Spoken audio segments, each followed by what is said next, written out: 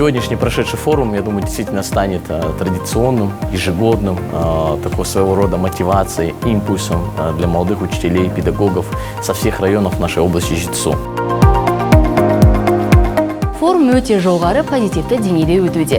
Және форумдағы барлық ақпарат өте ыңғайлы және орынды болды деп айта аламын.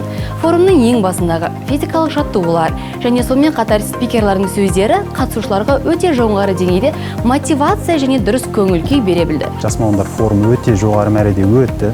Оның ішінде маған қатты ұнағаны жаңағы мектептегі оқушылармен ғылыми жобаларды жасау болды. Ғылыми жобалардың тақырыптарын ұйымдастыру, оларды қалай жасау бағытында маған көптеген кеңестер берілді және жолдар көрсетілді. Мен осы қоржынымды қампайтып қана қоймай, енді осыны оқушылармен ары қарай жалғастырып, жоғары дәрежедегі нәтижелерге жетемін деп ойлаймын.